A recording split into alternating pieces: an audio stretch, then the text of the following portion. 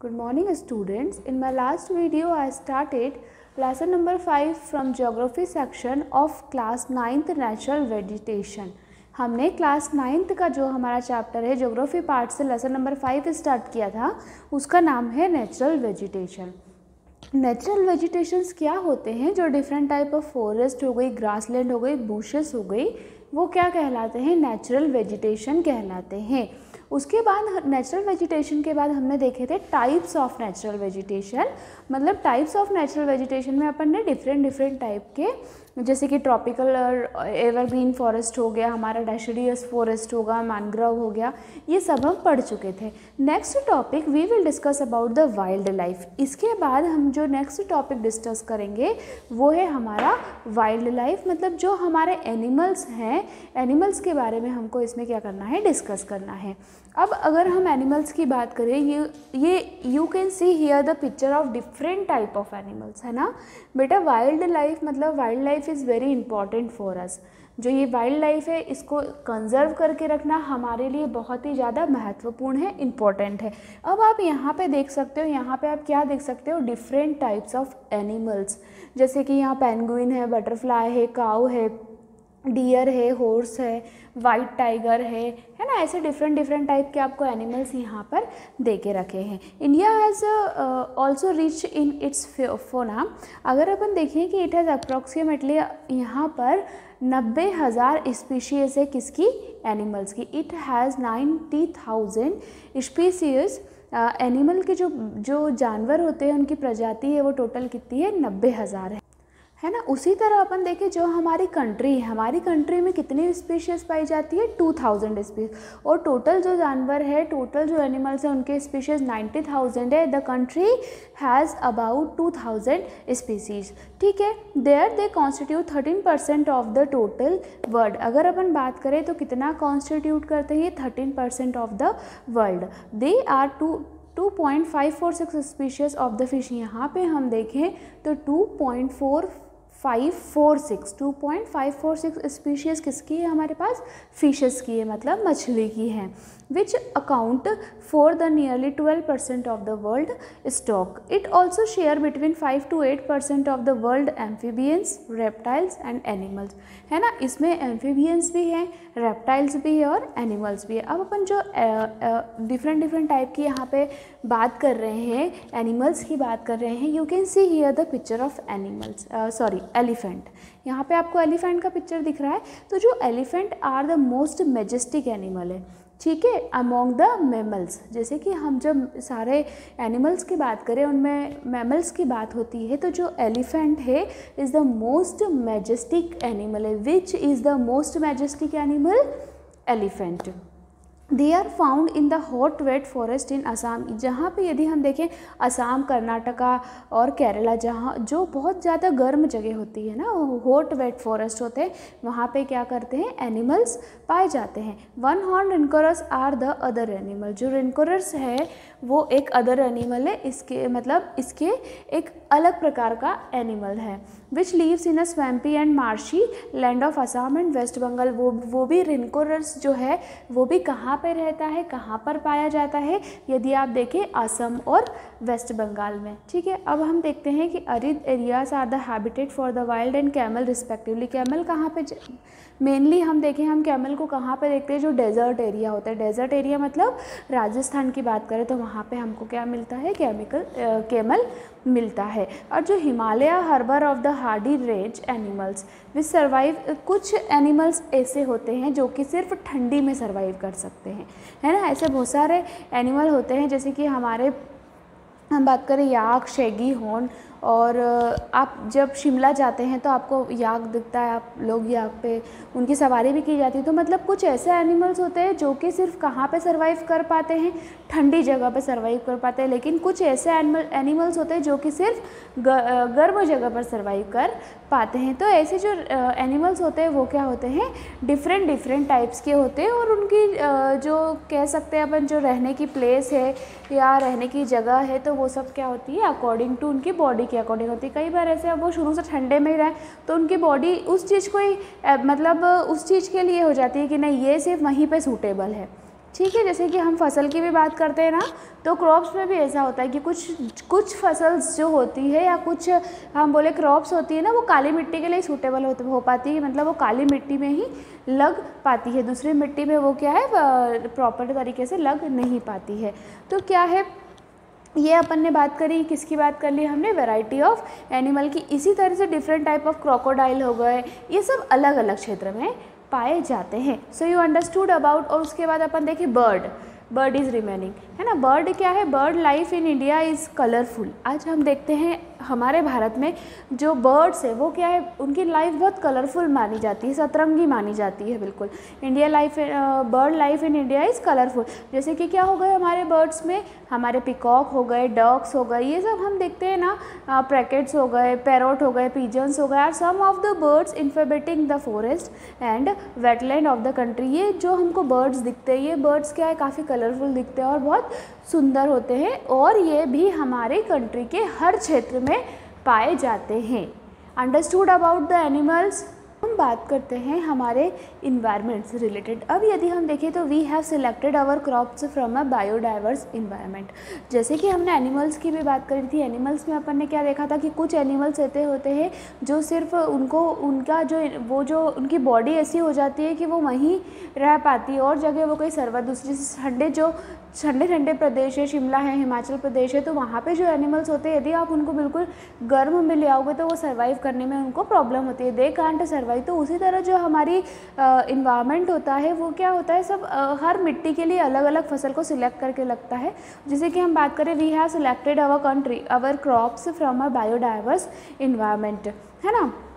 We also experiment in edible plants and we also selected many medicinal plants। जैसे कि हम क्या करते हैं, बहुत सारे medicinal plant, I will explain you about medicinal plant also and I will tell you the name of medicinal plant। उसके बाद मैं आपको medicinal plants के नाम भी बताऊंगी। जैसे कि हम देखें, जो हम खुद भी कुछ plants ऐसे सिलेक्ट करते हैं जो हमारे लिए मतलब जिसका मेडिकल यूज़ होता है, जिसका चिकित्सक उपयोग होता है, जो कि हमारे लिए बहुत ज़्यादा हेल्पफुल होते हैं।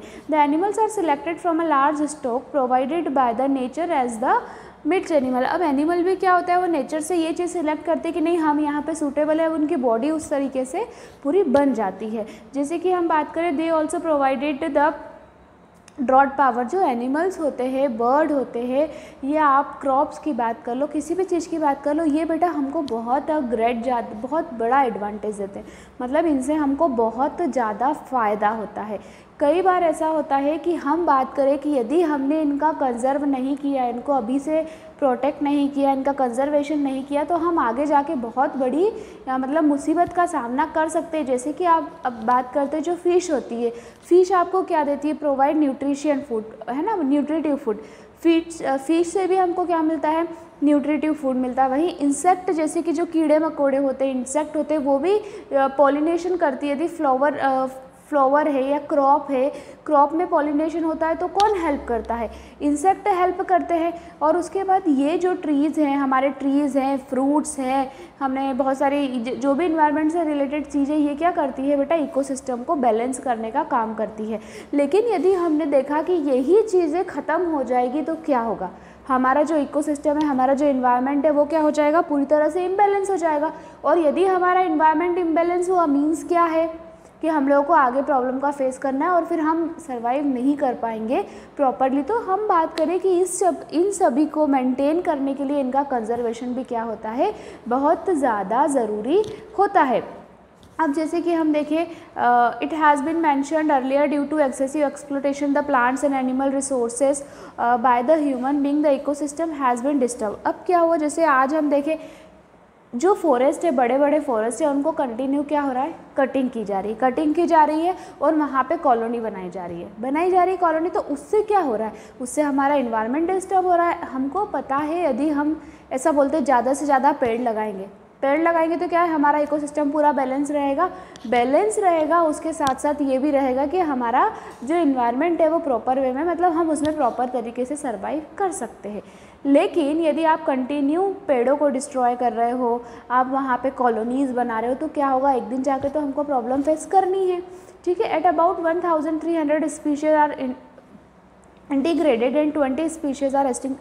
कई हम ये देखते जा रहे हैं जो ह्यूमन बीइंग है, ह्यूमन बीइंग के थ्रू ये जो डिस्ट्रॉयड ये लोग कंटिन्यू कर रहे हैं, तो उससे बहुत सारी ऐसी एनिमल्स की प्रजाति है, बहुत सारी बर्ड्स की प्रजाति है जो आज हमको देखने को ही नहीं मिलती है।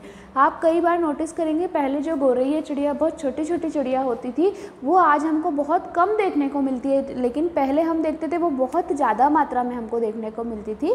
तो ये क्यों हो रहा है? ये इसीलिए हो रहा है क्योंकि आज ह्यूमन बीइंग जो है अपने फ़ायदे के लिए क्या कर रही है, ये अपन जो भी ले रहे हैं अपने फ़ायदे के लिए फॉरेस्ट हुए, बड़े बड़े ट्रीज़ हुए, इनको क्या कर रही है, डिस्ट्रॉय कर रही है। और इससे क्या हो रहा है, हमको बहुत ज़्यादा मुसीबतों का सामना करना पड़ रहा है। अब हम यदि बात करें to protect the flora and fauna of the country the government has taken many step. अब जैसे कि हमको ये बचाना है कि हमको क्या नुकसान हो रहा है, जो ये डिस्ट्रॉयड हो रहा है इसके कारण हम प्रॉब्लम फेस कर रहे हैं, तो यदि हमको इससे प्रोटेक्शन चाहिए तो इसके लिए गवर्नमेंट ने क्या बनाया, कुछ स्टेप्स लिए हैं। अब वो क्या स्टेप्स लिए हैं कि 18 biosphere reserve has been set up in the country and protect the flora and fauna. Government ने क्या किया, सरकार ने क्या किया, 18 बायोस्फीयर रिजर्व क्या किए, सेटअप किए। कहाँ पे, हमारी कंट्री में। बायोस्फीयर सेटअप, जब बायोस्फीयर रिजर्व सेटअप किए तो उससे क्या हुआ, जैसे कि आप मान लो कि फॉर एग्ज़ाम्पल यदि हम ले लें कि एक व्यक्ति है या कोई ह्यूमन बीइंग है या फिर कोई कॉलोनाइज़र है जिसको कॉलोनी बनाना है और वो कंटिन्यू अपनी क्या कर रहा है, कंटिन्यू एक फॉरेस्ट को काटते जा रहा है और वहाँ पे कॉलोनी बना रहा है। लेकिन सरकार ने यदि डिसीजन ले लिया कि आप कॉलोनी को नहीं, मतलब आप फॉरेस्ट नहीं काट सकते और वहाँ पे आपका सेटलमेंट नहीं कर सकते हो, तो मतलब ये किसका स्टेप हो गया, ट्रीज़ को सेव करने के लिए गवर्नमेंट का स्टेप हो गया। इसी तरह जो गवर्नमेंट थी उन्होंने बायोस्फीयर और हमारा इकोसिस्टम पूरा इन्वायरमेंट को सेव करने के लिए क्या करे, यहाँ पे 18 बायोस्फीयर रिजर्व जो थे उनको सेटअप किया, ताकि हम क्या कर सकते हैं, हमारी जो नुकसान हो रहा है वाइल्ड लाइफ को हो रहा है, इन्वायरमेंट को हो रहा है, उसको प्रोटेक्ट करके रख सकते हैं। 10 out is the Sundarbans, Nanda department अपन ने ले लिया, अंडमान निकोबार जैसे कि ग्रेट निकोबार ले लिया, मानस हो गया, सिमिलपाल हो गया, have been included in the world network of biosphere reserve. ये सारे जो मैंने आपको बताया ये क्या थे, बायोस्फीयर रिजर्व के नेम थे। क्या क्या हो गया, नंदा डेव, the gulf of Mannar, the Nilgiri नौकर्क, the great Nicobar, Manas etcetera. तो ये सारे किसके नेम थे, हमारे बायोस्फीयर के नेम थे। अंडरस्टूड दिस के बाद जो गवर्नमेंट का सेकंड स्टेप थी, गवर्नमेंट ने सेकंड स्टेप ये ली कि जो फाइनेंशियल और टेक्निकल असिस्टेंस है, assistant is to provide many botanical gardens by the governments in 1992। 1992 से जो बोटानिकल जो गार्डन थे गवर्नमेंट ने क्या किया, वो प्रोवाइड किए। जब वो गार्डन प्रोवाइड किए तो उससे क्या होने लगा, हमारा इकोसिस्टम और इन सब का बैलेंस होने लगा, है ना। तो जैसे कि वो गार्डन हमारे अपन बोले 1992 में उन्होंने दिए थे, जैसे कि कोल डेजर्ट हुआ, कंच हुआ, पन्ना हुआ, एटसेट्रा। उसके बाद जो गवर्नमेंट का थर्ड स्टेप था, गवर्नमेंट का थर्ड स्टेप ये था कि तो जो प्रोजेक्ट टाइगर प्रोजेक्ट है, ठीक है, प्रोजेक्ट टाइगर है, प्रोजेक्ट रीनो हुआ, project great Indian bustard and many other project, eco development project have been introduced. सरकार ने इतने सारे प्रोजेक्ट निकाले जिससे क्या हुआ, ये वाइल्ड लाइफ का कंजर्वेशन हो सके। जैसे कि टाइगर प्रोजेक्ट, अब उसमें क्या होता था, टाइगर प्रोजेक्ट में उनका मेन उद्देश्य ये होता था कि जो टाइगर है ना, ज़्यादा से ज़्यादा लोग टाइगर को, मतलब उसकी टाइगर की कोई हंटिंग नहीं करेगा, टाइगर को कोई भी शिकार नहीं करेगा, उसको सभी तरीके से मतलब एक सेफ मोड में रखा जाएगा। मतलब यदि आप देखो लोग क्या कर रहे हैं, शिकार कर रहे हैं, तो जब शिकार करते हैं तो उससे जो वाइल्ड लाइफ है उसको क्या होती है, हार्म होता है। तो इसीलिए उन्होंने क्या करवाया, ऐसे प्लान इंट्रोड्यूस कराए, ऐसे प्रोजेक्ट लॉन्च किए जिसके थ्रू क्या हुआ, ये हमारी wildlife as well as हमारा इन्वायरमेंट भी सेव हो चुके हैं। और जो लास्ट स्टेप थी गवर्नमेंट की वो ये थी कि 103 national park, 535 wildlife sanctuaries and zoological gardens are set up to take care of the natural heritage. जो हमारी नेचुरल हेरिटेज है ना, जो भी हमारी प्राकृतिक से रिलेटेड जो भी है, या तो आप उसमें ले लो हमारे पार्क हो गए, हमारी वाइल्ड लाइफ हो गई, हमारे इन्वायरमेंट हो गया। तो उन्होंने क्या करा, ऐसे सेटअप किए, जैसे कि उन्होंने नेशनल पार्क बना दिए 103 नेशनल पार्क बना दिए।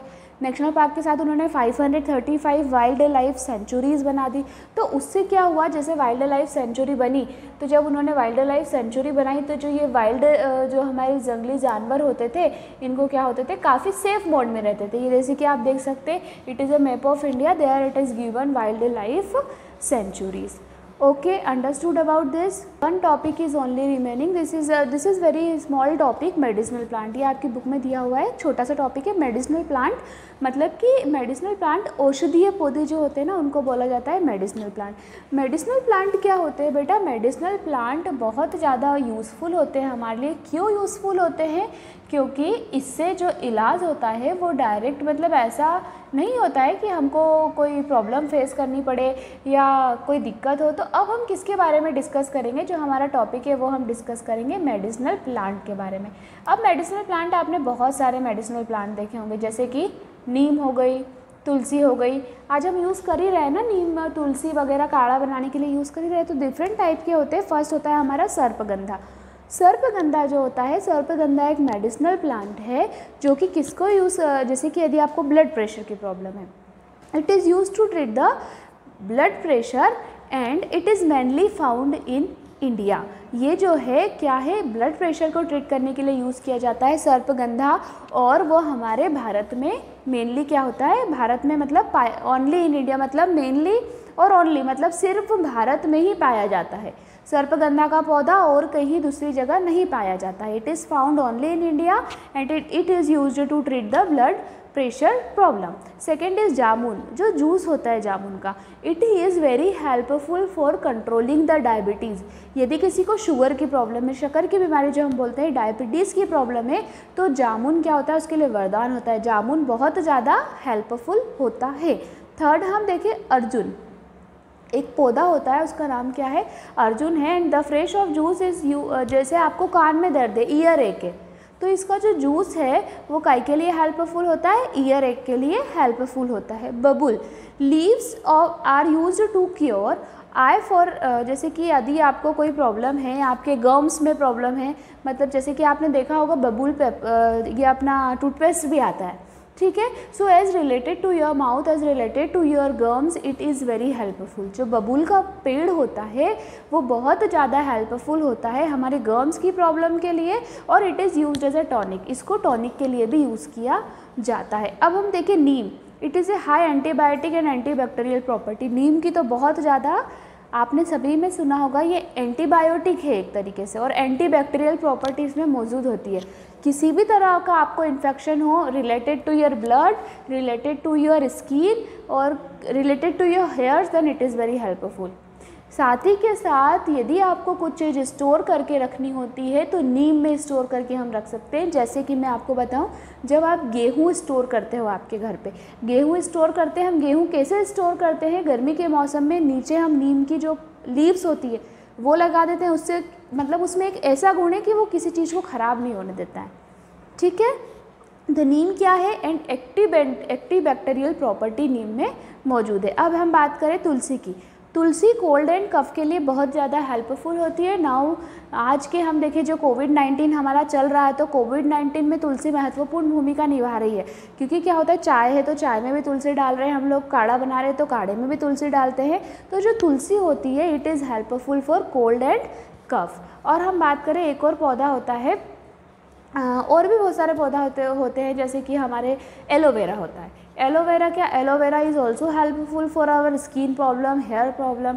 यदि आपको स्किन प्रॉब्लम है या हेयर प्रॉब्लम है तो जो एलोवेरा होता है वो भी बहुत ज़्यादा हेल्पफुल होता है. थोड़ा थिक होता है, उसके जो अंदर का मटेरियल होता है, इट इज़ यदि आप उसको तोड़कर और बीच में से कट कर कर यदि आपकी स्किन पे लगाते हैं, जैसे कि आज हम देखते हैं एलोवेरा के फेस वॉश भी आते हैं मार्केट में, रिलेटेड टू उससे क्रीम भी आती है और फेस वॉश भी आते हैं, ठीक है. So here this topic is also completed. In this chapter what we discussed? In this chapter we discussed about natural vegetation. इस चैप्टर में हमने क्या डिस्कस किया?